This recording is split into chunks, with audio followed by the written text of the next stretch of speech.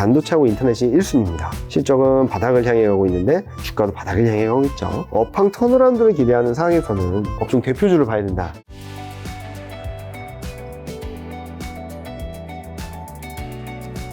팀장님 말씀대로 조정이 좀 있을 것 같은데 그러면 조정 시 비중을 늘려야 하는 업종은 어떻게 보시나요? 그동안 말씀드렸던 것처럼 너무 뻔해가지고 그렇긴 한데 저는 이 업종들이 시장을 계속적으로 끌어갈 거라고 생각하거든요. 반도체, 전기차, 2차전지, 신재생에너지, 방산, 인터넷. 최근 또 한 번 반도체가 이슈더라고요. 미국에서 발표한 칩스라는 그런 법안 때문에 그거를 그렇게까지 규제를 해가지고 여러 가지 논란이 있을 것 같아요. 그래서 법안 내용들이 어떻게 수정되는지 좀 봐야 될 것 같고요. 전기차, 2차전지, 신재생에너지는 뭐 글로벌 트렌드죠.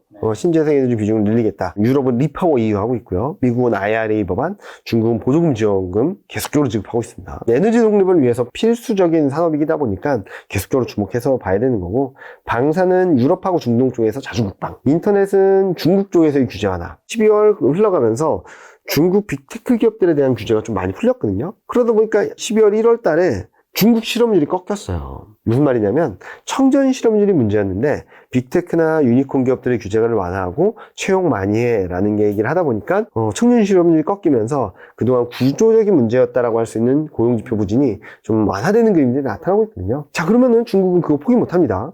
빅테크나 뭐 유니콘 기업들에 대한 원활한 흐름들을 만들어주면서 실업률도 떨어뜨리고 경기도 살아나고 그런 그림들을 좀 더 염두에 두고 있어서 인터넷 업종까지 지켜봐야 된다라는 말씀을 드리고 있습니다. 그런 가운데 전 반도체를 계속적으로 주목하고 있거든요. 사이클상으로 본다 하더라도 2016년이랑 굉장히 비슷합니다. 2016년에도 반도체 업황 안 좋다, 하이닉스 적자 간다, 뭐 이런 여러 가지 얘기들이 있다 보니까 너도 나도 키펙스 투자를 줄였습니다. 그 결과 수요가 우위를 보이는 구간으로 키펙스 투자를 줄여서 공급은 좀 제한적인데 수요가 훨씬 우위를 보이는 구간으로 들어가면서 2016년 하반기, 2017년에 실적이 레벨업 돼버렸죠. 물론 2017년에는 서버 수요라는 게 들어와서 이렇게 레벨업 됐지만 이번에는 일단은 2016년, 2019년보다 실적이 더 안 좋습니다. 더 안 좋은 상황에서 뭘 하느냐?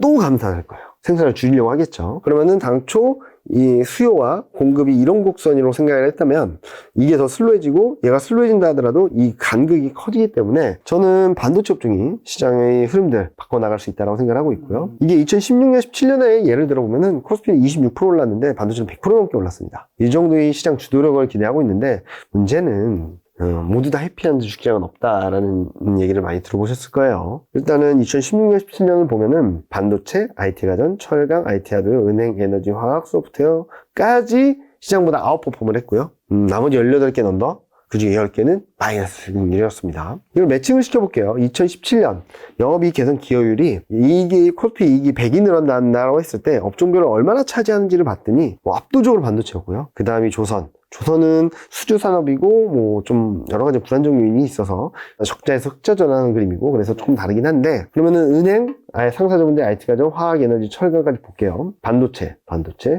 은행, 그리고 IT가전, 화학, 에너지, 철강 이 정도겠죠. 그러니까 실적이 좋아지는 업종들이 시장보다 좋은 확률이 굉장히 높았다는 거고 반대로 자동차 마이너스입니다. 화장품 의류 마이너스예요. 보험 플러스긴 하지만 소폭 상승이에요. 그리고 소매유통, 뭐 호텔 레저, 미디어 교육, 비철 목재. 2016년, 17년에는 반도체밖에 없었다라고 생각하실 수도 있지만 실적이 진짜 좋은 애들은 차별적으로 강했다라고 볼 수 있겠죠. 그래서 24년 기준으로 실적 기여도를 봤더니 반도체가 56.8, 2017년이랑 좀 비슷하죠. 여기다가 화학, 조선, 자동차, IT가전, 상사자본대, 소프트웨어, 은행까지 이 업종들이 시장의 중심에 서지 않을까라는 생각을 하고 있는데 조선은 최근 반등은 하고는 있지만 흑자 전환이 굉장히 드라마틱하게 나올지 걱정스럽고요. 그리고 여기 은행은 금리 인하 사이클로 들어갔을 때 은행 수익성이 좋아져서 배당을 많이 줄지 좀 고민이 필요하지 않나라는 생각을 하고 있습니다. 그래서 이걸 묶어서 놓고 본다면 반도체, 다시겠죠. 반도체는 화학, 2차전지, 신재생에너지, 퓨어케미칼도 있습니다. 자동차, 전기차, IT가전은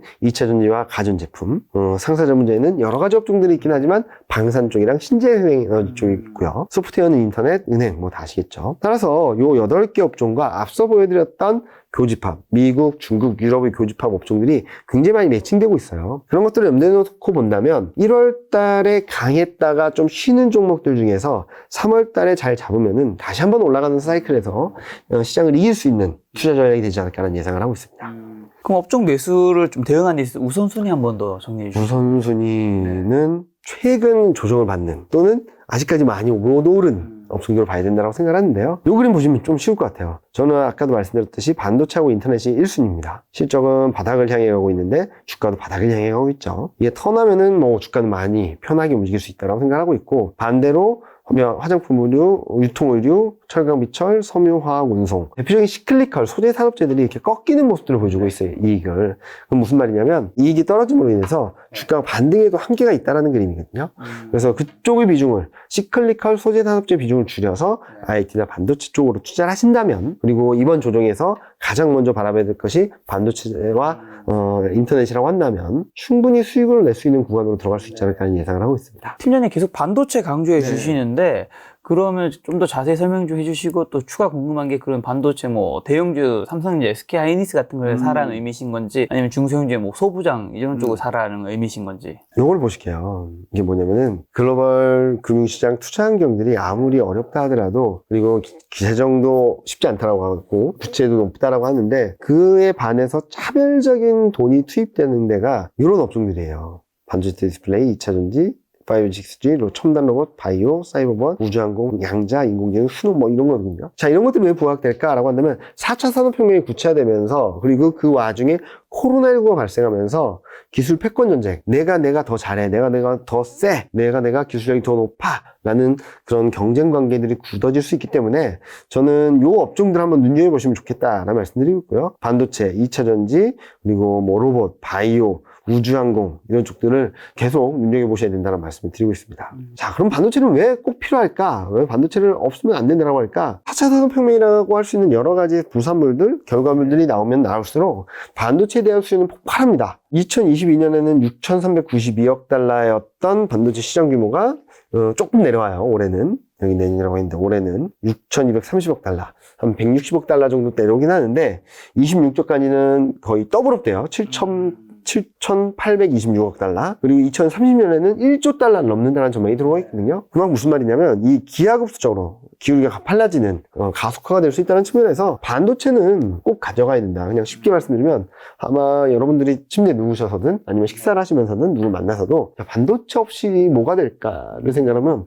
되는 게 없을 겁니다. 왜냐면 이런 거 만들 때도 공장에서 기계를 돌려서 해야 되는 거고요. 그래서 반도체 계속적으로 보자라는 말씀을 드리고 있고 강조드리고 있고요. 그리고 1월 달에도 분위기 반전을 주도한 게 반도체였습니다. 그런 흐름들이 나올 수 있다고 보고 있고, 또 하나 질문해 주신 게 대형주냐 아니면 중소형주, 소부장이냐? 자, 여기서 키가 있어요. 투자를 줄인다. 투자를 줄이면 장비나 소재업체들은 쉽지 않거든요. 그래서 저는 지금 시점에서는 업황 턴어라운드를 기대하는 상황에서는 대형주, 업종 대표주를 봐야 된다라는 말씀을 드리고 싶습니다. 자, 그럼 최근에 강한 2차 전지는 어떻게 좀 대응해야 하는지 요거 하나랑, 그 다음에 최근에 가장 뜨거운 건 2차 전지랑 챗GPT죠. 네, 챗GPT는 좀 어떻게 보시는지. 일단은 2차 전지는 너무 좋은 그림 만들어주고 있죠. 수주도 계속 받고 있고 미국 쪽의 수요도 들어오고 있고 굉장히 좋은 사이클을 보여줄 거예요. 근데 저는 지금은 단기적으로 좀 너무 뜨겁지 않을까. 가까이 있다가 화상 입지 않을까 좀 걱정을 하는 너무 거예요. 많이 땡겨왔군요. 네. 근데 큰 방향성에 대한 문제는 아니라고 생각하고 있어요. 그렇죠. 뭐냐면은 주가는 요렇게 움직이면 얼마나 편하겠어요. 실적만 바라보면 되니까. 근데 주가는 이렇게 움직이죠. 팡 튀었다가 쭉 내려왔다가 또 훅 내려갔다가 다시 튀고 막 이런 그림일 거예요. 지금 2차 전지는 팡 튀는 그림들이 아닌가라는 생각을 하고 있어서 보유하고 계신 것들은 일부 정리하는 게 맞지 않을까 생각을 하고 있고, 보유하지 못하신 분들도 지금 따라서 하는 전략보다는 아까 말씀드렸듯이 저점 대비 고점의 상승폭의 절반 정도 되돌리는 수준부터는 좀 그때부터 매집을 하자라는 차원에서 접근하는 게 맞을 것 같고요. 그리고 지금 현재 시점에서 챗GPT 네, 검색 시대가 바뀐다는 얘기도 그쵸. 있고. 저는 좋을 것 같습니다. 분명히 좋을 것 같은데 여러 가지 오류도 보완해야 되고 더 많은 경험치가 쌓여야 되긴 하겠지만 큰 흐름으로 봤을 때 챗GPT가 만들어낼 수 있는 세상들이 좀 많다라고 생각하고 있고요. 쉽게 생각하면 작가님도 옛날에 이런 게 됐으면 좋겠어 라고 했던 것들이 하나둘씩 구현되는 것 같잖아요. 그쵸. 자율주행차, 챗 GPT, 뭐 엄청난 번역기 뭐 이런 것들이 나오고 있죠. 그러니까 뭐 아이디어만 좋으면 뭔가 할 수 있는 세대가 벌어졌는데, 자, 그럼 챗 GPT가 얼만큼 시장에 영향을 줄까? 아직은 초기 단계이기 때문에 시장에서는 긴가민가? 이게 맞을까? 이렇게 갈까라는 고민을 좀 하고 있는 것 같아요. 저는 긴 호흡에서는 좋다고 생각을 하고 있습니다. 근데 챗 GPT나 이런 것들로 인해서 크게 상관이 없는데 테마성으로 묶여서 움직이는 종목들이 있어요. 그런 것들은 좀 조심하자라는 말씀을 드리겠고요. 저는 오히려 챗 GPT도 인터넷 업종에는 좀 좋을 수 있다고 생각하고 있습니다. 무슨 말이냐면 인터넷 업종들에 대해서 서버 투자라든지 이런 것들이 좀 증설이 돼야 되고, 그 다음 단계로 반도체가 좋아질 수 있다고 생각하거든요. 여기서도 또 반도체가 나오는 거죠. 4차 산업의 결과물이 나오면 나올수록 반도체에 대한 수요가 더 늘어날 수 있다는 측면에서 반도체를 바라봐야 된다는 말씀을 드리고 있고, 챗 GPT 같은 경우는 뭐 너무 뜨겁긴 하죠. 너무 뜨겁긴 한데 가까이 가기보다는 좀 멀리서 좀 불이 사그라들 때까지 좀 기다리는 게 맞는 전략이다라고 생각하고 있습니다. 그리고 오늘 이제 반도체랑 두 번째로 사야 될 거 이제 인터넷 말씀해 주셨는데, 네. 그럼 인터넷 업종 뭐 네이버, 카카오를 말씀하시는 건가요? 아니면 다른 거를 말씀하시는 걸까요? 대형주죠, 대형주. 대형주인데 지금 이미 주가는 엄청나게 빠졌습니다. 고점 대비. 그런 상황에서 뭐가 움직일까를 생각하면, 첫 번째로는 앞서 말씀드렸던 중국 규제 완화, 두 번째로는 해외 매출 비중. 해외 매출 비중이 10%, 11%까지 올라오고 있거든요. 이게 14, 15를 넘어가게 되면 조금은 다른 그림이 될 것 같아요. 그동안 국내 플랫폼 기업들이 한계가 있다 했던 거는 한국 증시에만 돈을 벌고 있다. 그게 벗어나게 되면 또 다른 그림이 될 수 있거든요. 그런 것들을 좀 염두에 두시고 보면 좀 좋을 것 같고요. 그러니까 반도체도 인터넷도 저점 대비 올라간 거의 절반 정도를 되돌리는 수준부터는 좀 나눠서 사신다면, 저는 올해 말 내년 25년까지 이 두 업종들이 시장의 중심에 자리하지 않을까라는 예상을 하고 있습니다. 알겠습니다. 팀장님과는 또 4월 초에 뵐 텐데 네. 마지막 투자 조언 한마디만 주신다면 3월에. 1월 달에도 그렇고 2월 달에도 그렇고 지금 안 들어가면은 큰일 날 것 같은 생각을 많이 했을 겁니다.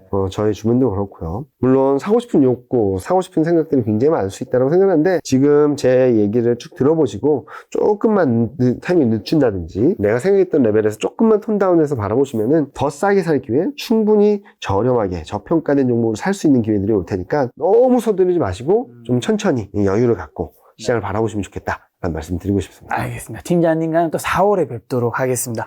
오늘 만나는 손님은 이경민 팀장님이었습니다. 지금까지 여러분 소중한 시간 함께 해주셔서 정말 감사합니다. 오늘도 김 작가였습니다. 고생 많으셨습니다. 네, 감사합니다.